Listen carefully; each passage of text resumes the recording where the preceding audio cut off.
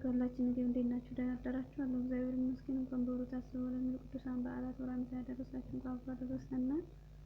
ከቅዱሳን ረድኤት በረከት እግዚአብሔር ይክፈለን። ትንሽ እስኪ ዛሬ እንድናን ዝክር ልዘክር። ጥር 3 ቀን ሕንጻተ ቤተልሔም። አንድ አምላክ በሚሆን በአብ ወልድ በመንፈስ ቅዱስ ስም ጥር 3 በዚህ ቀን ሄሮድስ ከሰብአ ሰገል እንደተረዳው ዘመን ልክ 2 ዓመት የሆነውን ከዚህ በታች የሆነ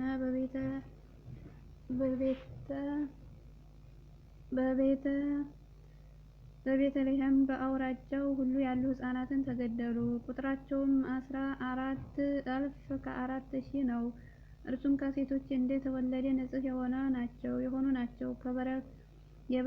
የከበረ ወንጌል እንደተናገረው ሰብአ ሰገል ከሄሮድስ በኋላ እነሆ ሄሮድስን ሕፃኑን ሊገድለው ይሻዋልና ተነሳ፣ ሕፃኑን እናቱን ይዘህ ወደ ምድር ግብጽ ሽሽ፣ ተመለስ ብዬ እስከምነግርህም ከዚህ ኑር ብሎ የእግዚአብሔር መልአክ ለዮሴፍ በሕልም ነገረው።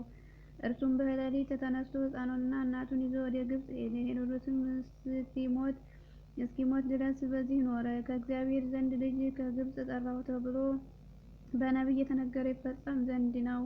ከእነዚህም ውስጥ የክብር ባለቤት ጌታችን ኢየሱስ ክርስቶስ አንዱ እንደሆነ ሄሮድስ አስቧልና። ጌታችንም ስራውን ሁሉ ከብቻዋ ከኃጢአት በቀር ሰራ።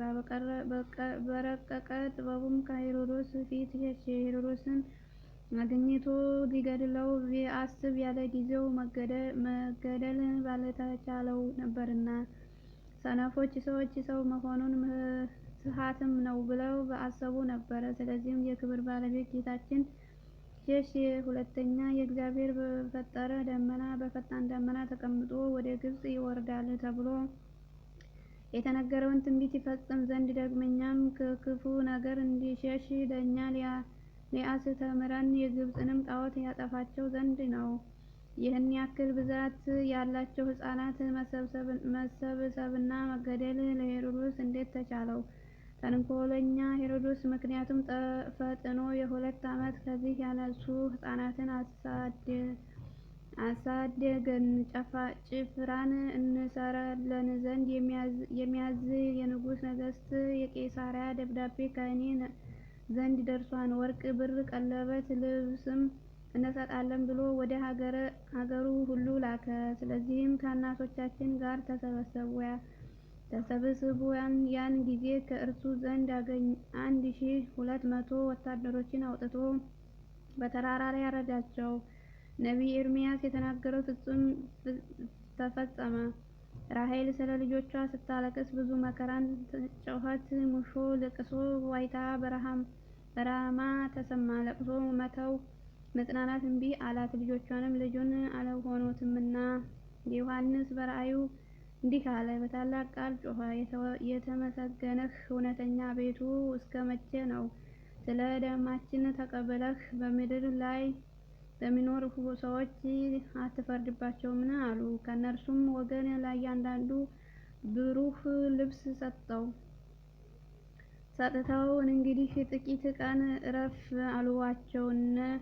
እንደነርሱም ላሉ ለእግዚአብሔር ባለሟሎች እንደ እነርሱ ይሞቱ ዘንድ ያላቸው ወንድሞቻቸውን እስኪፈጸሙበት ቀን ድረስ እንዲሁ የእኒህ ሕፃናት ነፍሳቸውን አይተዋልና።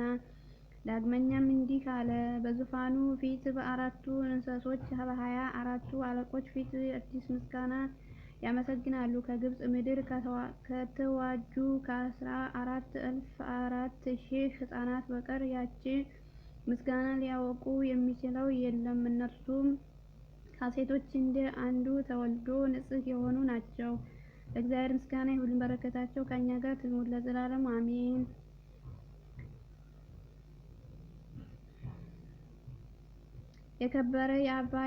የከበረ የአባት የአባ ሊባኖስ። በዚህች ዕለትም ዳግመኛም የከበረ አባት የአባ ሊባኖስ የዕረፍቱ መታሰቢያ ነው። ይኸውም መጣዕ ነው። የዚህ ቅዱስ የአባት ስም አብርሃም፣ የእናቱ ስም ንግሥት ነው። እነርሱም በወርቅና በብር እጅግ የበለጸጉ ናቸው። ለዚህም ቅዱስ ሚናስ በአመጡለት ቀን የእግዚአብሔር መልአክ የከበረ ገብርኤል በሌሊት ጠርቶ ከአባቱ ቤት አውጥቶ ወደ አባ ጳውሎሚስ አደረሰው። በዚህም መነኮሰ።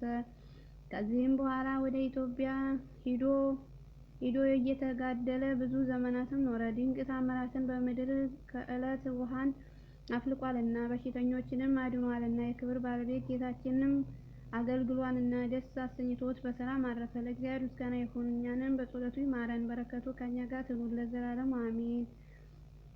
አርኬ ሰላም ለሊባኖስ እምዝ ቤተ አቡሁ መጽአ ከመ ቃል መልአክ ስምዓ ኩሉሃ ዘቢብ ማየ አንቀጸ ሰላም ለአድህነን ወአዲ አስተአ በውስጠ ገዳም ምስሌሁ ዘነበሩ ሰአ።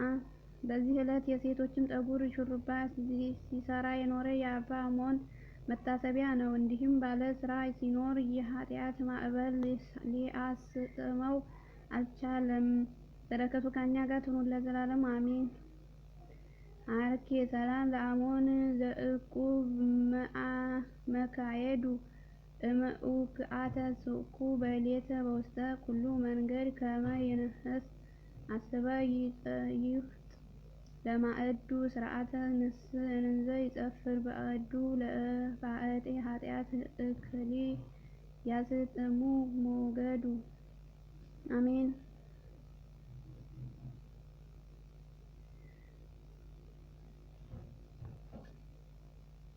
ጥር 3 ቀን የሚከበሩ ቅዱሳን በዓላት 144,000 ቅዱሳን ሕፃናት አባ ሊባኖስ ዘመጣ፣ አባ አሞን መስተጋድል፣ በዓታ ለእግዝእትነ ማርያም ድንግል ወላዲተ አምላክ፣ ቅዱስ ኢያቄም ወሐና፣ ቅዱስ ካህናት ዘካርያስ ስምዖን፣ አቡነ ዜና ማርቆስ፣ ቅዱስ ቄርሎስ አምደ ሃይማኖት፣ አቡነ መድኅን እግዚእ ጽድቅ አሜን። ከቅዱሳን ረድኤት በረከት ያሳትፈን። አቡነ ከአካል ማህተብ ከመጻፍ እግዚአብሔር አምላክ ይጠብቀና ሁላችንን መጨረሻችንን አሟሟታችንን ያሳምርልን። በቅድስት ሀገር ማብቅቶ ለክብር ስጋው ለቅዱስ ደሙ ያብቃና አሜን። በእውነቱ ከእግዚአብሔር ተለይቶ ማግኘትንም ማጣትንም ቢሆን በእግዚአብሔር ቤት ነው እንጂ ከእግዚአብሔር ተለይቶ አያሳየን። ሁሉም ቅዱሳን ስናዘክራቸው ቃል ኪዳናቸውን ስናነባቸው ብዙ ናቸው። በነገራችን ላይ እግዚአብሔር አምላክ የሰጠና ብዙ አባቶች አሉ።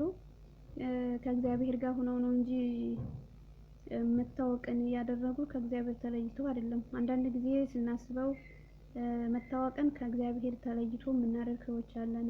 ለምን መሰላችሁ? በቃ እውቅናን ከፈጣሪ ተለይቶ በዘፈን ሊሆን ይችላል፣ ከዓለማዊ በቃ ከዓለማዊ ነገር ሁሉ በሀብት ሊሆን ይችላል፣ በውበትም ሊሆን ይችላል።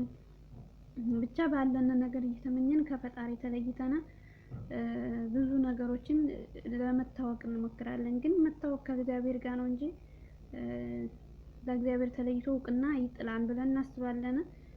ቢያንስ እውቅና ከፈጣሪ ጋር ከሆነ የምናጠፋውን የምናለማውን ስለምናውቅ ብዙም እንትን ላይ ነን ይችላል። ስለዚህ እግዚአብሔር በቃል ኪዳናቸው ይጠብቀን።